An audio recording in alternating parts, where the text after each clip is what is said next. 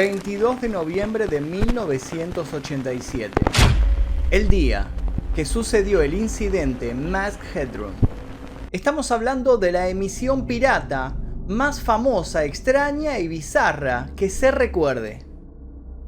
Durante esa noche, una señal televisiva de Chicago sufrió una intrusión y durante casi 1 minuto y medio todos los televidentes quedaron perplejos frente a imágenes que aún hoy siguen siendo en parte indescifrables.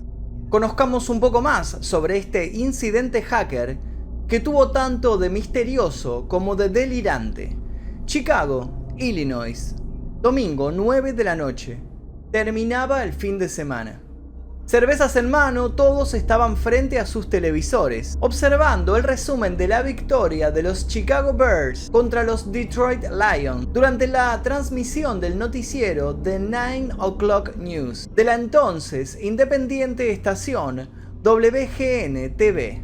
Dan Roan, el presentador deportivo, analizaba jugadas como de costumbre. Nada podía indicar que ese domingo iba a convertirse en un hito. Pero se convirtió. En determinado momento, la cara del afable periodista desapareció de la pantalla. En sus hogares, muchos se levantaron y fueron hasta la televisión y la golpearon repetidamente, insultando por lo bajo, ya pensando en ir en busca de sus abrigos para subir al techo y arreglar la antena, suponiendo que tal vez un viento fuerte o un pájaro grande había arruinado la señal. Sin embargo, luego de 15 segundos, la señal volvió. Pero ya no fue un noticiero lo que vieron. Fue algo un poco más perturbador. Apareció una persona que estaba utilizando una máscara del personaje Masked Headroom y tenía puestas unas gafas de sol encima. Una persona que saltaba y se movía en vaivén frente a una lámina de metal corrugado que imitaba el efecto de fondo utilizado en el programa original. Un zumbido intenso lo llenó todo. Los sorprendidos espectadores en sus hogares y los desesperados técnicos en el estudio se taparon los oídos con fuerza. Los ingenieros de la WGN no perdieron tiempo. Les tomó 28 segundos cambiar la frecuencia de su estudio a la del transmisor del John Hancock Center para así resistir el bloqueo que estaban sufriendo y eliminar la señal superpuesta. Fueron 28 segundos intensos, y a pesar de que los hombres actuaron con pulso frío, serían severamente castigados por sus superiores, a los que no pudieron hacer entender que no tenían forma de evitar la entrada de una energía de tal magnitud. Cuando Dan Roan volvió al aire, el desconcierto se veía en sus ojos. Entre chistoso y temeroso lanzó una frase que quedaría en la historia. Bueno, si se están preguntando qué fue lo que pasó, yo también. El bueno de Dan no se imaginaba que ese sería apenas el primer ataque de Masked Headroom. El segundo sería más largo, provocador y enigmático. Masked Headroom fue un personaje creado en la década de los 80 que cambió para siempre la cultura popular. Si bien Masked Headroom se volvió conocido gracias a una serie de televisión de ciencia ficción, su origen fue muy diferente. En 1981, MTV había comenzado a transmitir sus programas en donde los videoclips eran la prioridad, dado que se convertían en productos tan importantes para los artistas como para las discográficas. Eran el anzuelo ideal para captar más y más público. Fue en 1985 cuando Channel 4 de Gran Bretaña convocó al productor Peter Wagg para emular tal éxito y realizar un programa de videos musicales para esa cadena. Con esta encomienda en mente y a contrarreloj, Peter se dispuso a formar un equipo creativo con grandes estrellas. El escritor George Stone y los directores Rocky Morton y Annabel Hankel. Todos tenían experiencia previa. En un brainstorming apresurado coincidieron en la necesidad de un presentador que fuera inteligente, irónico, representativo, único, revolucionario a su modo. Un presentador ficticio. Lo segundo en lo que coincidieron fue que Max parecía un nombre adecuado. La pregunta era cómo darle vida a Max. Probaron con animación 2D, con títeres de tela y goma, con voces sin rostro.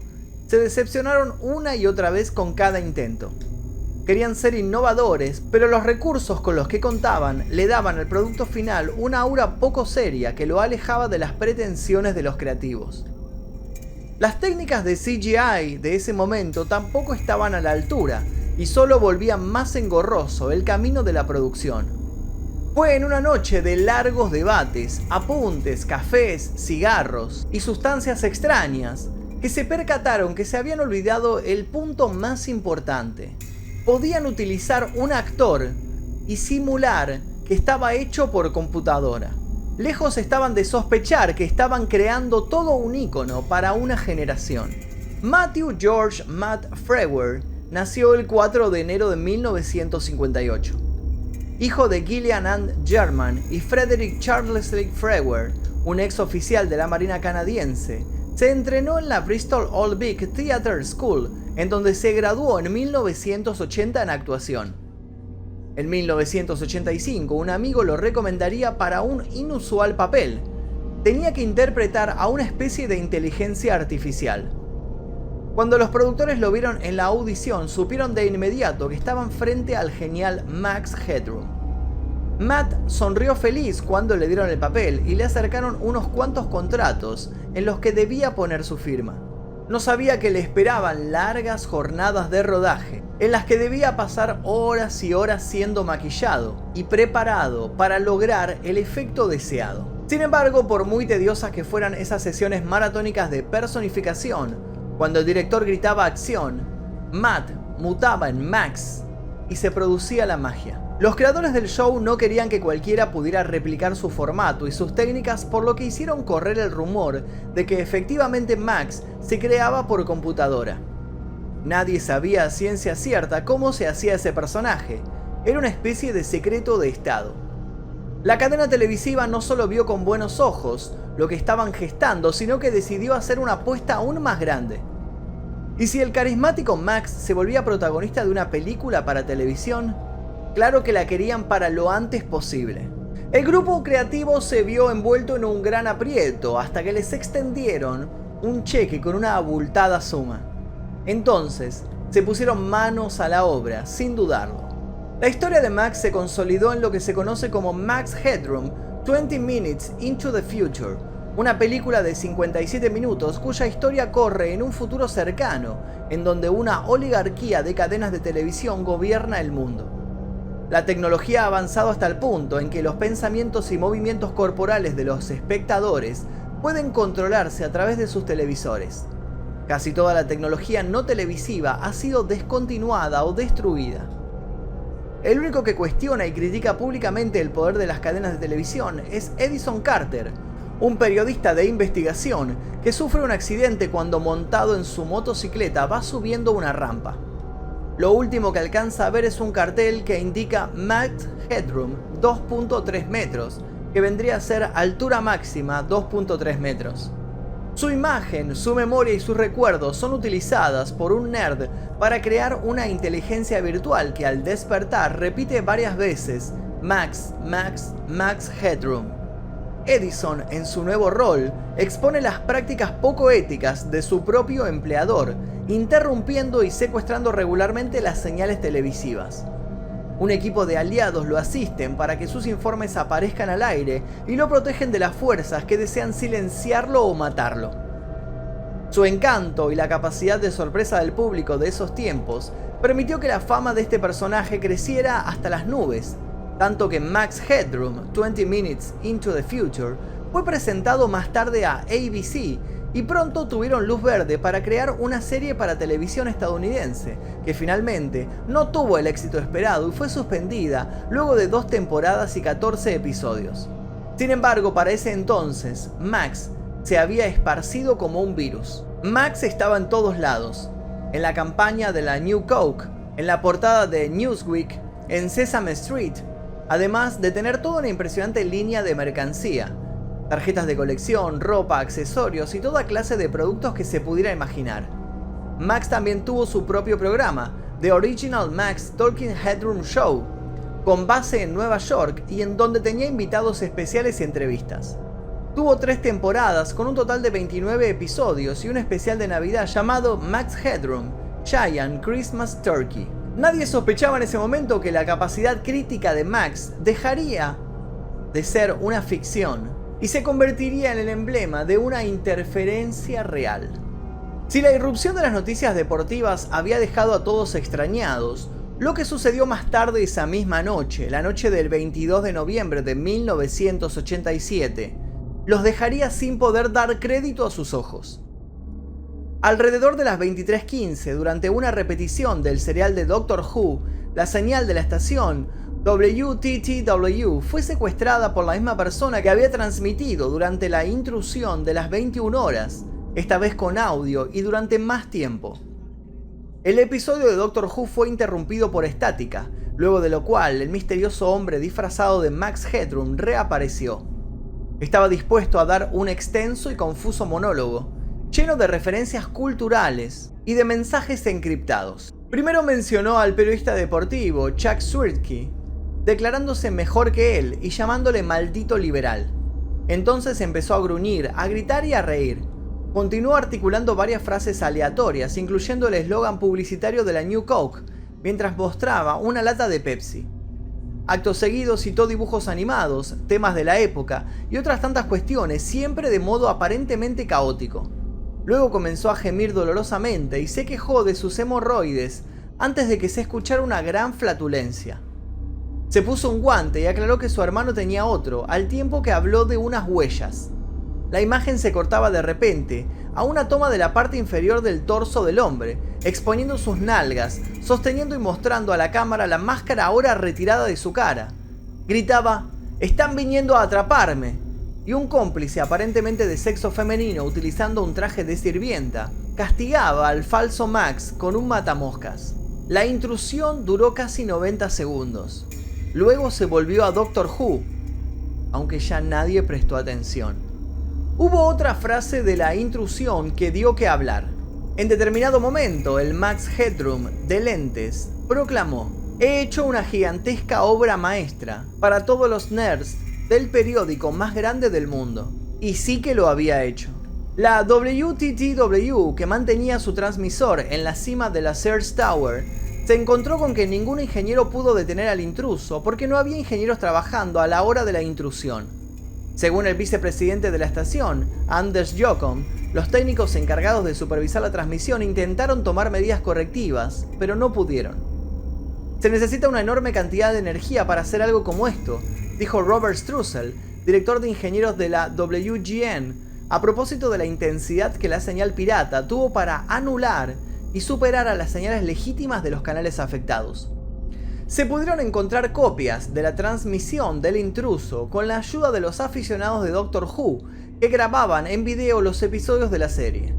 Sin embargo, muchos de ellos prefirieron nunca entregar sus cintas para no comprometer al extraño y solidarizarse con él. Rápido corrió la idea de que había en su accionar una especie de denuncia encubierta, extorsiva, dedicada a los magnates de las grandes corporaciones televisivas. El episodio de la señal pirata, protagonizado por el sujeto disfrazado de Max Headroom, no fue algo esporádico. En la época en la que esta tuvo lugar, ocurrieron otros incidentes similares que tuvieron una gran cobertura en los medios. Entre ellos, destaca el del Capitán Medianoche, el cual aconteció durante la madrugada del 27 de abril de 1986. Descontento con la tarifa que la cadena HBO obligaba a pagar a sus suscriptores para decodificar su señal, John R. McDowell, proveedor de televisión por satélite, decidió interrumpir su señal con el siguiente mensaje: «Buenas noches, HBO, de parte del Capitán Medianoche. $12,95 al mes? De ninguna manera. Cuidado, Movie Channel y Showtime». En esta ocasión, las autoridades sí fueron capaces de dar con la persona detrás de la emisión pirata. McDowell tuvo que pagar una multa de $5,000 por su actuación, de la cual, al día de hoy, no se siente arrepentido. Las intrusiones en las señales de la pequeña pantalla no son dominio exclusivo de Estados Unidos. En Polonia, el 14 de septiembre de 1985, 4 astrónomos de la Universidad de Torún consiguieron sobreponer un mensaje de apoyo al sindicato Solidaridad en señal de la televisión oficial polaca, utilizando para ello una computadora, un circuito y un transmisor que les permitieron sincronizar su señal con la estación del gobierno. recibiendo así los televidentes ambas emisiones superpuestas. Los responsables detrás de esta intrusión fueron condenados con multas menores. Diferentes causas políticas, como la anteriormente descrita, se encuentran detrás de muchos casos de intrusión en las señales de televisión. En la antigua Unión Soviética era algo común en las décadas de los años 70 y 80, y en varios conflictos armados también se han presenciado este tipo de injerencias, como las llevadas a cabo por Israel durante la guerra del Líbano del año 2006 para transmitir propaganda contra el Hezbollah. Sin embargo, la que marcó la historia, la que más remite a episodios de La Casa de Papel, de Mr. Robot, de V de Vendetta o al grupo Anonymous, probablemente haya sido la interferencia de Max. La influencia de Max se puede ver en diversos homenajes. Pueden encontrarse referencias a este personaje en Back to the Future, en Pixels, en Ready Player One, en Black Mirror y también en la música. Eminem, por ejemplo, se pone en la piel del héroe virtual en su video para la canción Rap God. Si de tecnología revolucionaria se trata, en la pantalla argentina, un actor llamado Carlos Calvo, post-accidente cerebrovascular, interpretó a Próspero, un hacker con ansias de desarticular a los malhechores de turno. Una especie de Morfeo local que en lugar de reclutar a Keanu Reeves, reclutó a Nahuel Muti, un ex verano del 98. Sin duda alguna, un buen producto. Se supone que los responsables del incidente Max Headroom debieron haber sido empleados de uno de los respectivos canales. Sin embargo, a pesar de las intensas búsquedas, no hubo manera de encontrar pistas. Sobre la cabeza de los culpables pendía una multa de unos $10.000 y hasta 1 año en prisión. Hoy en día hay quienes siguen tratando de decodificar qué hubo detrás de todo el bizarro suceso. Lo que nadie duda es que Max estaba jugando una broma pesada a alguien con poder. Y que había, en su descontrolado y pretendidamente alocado discurso, una finalidad concreta.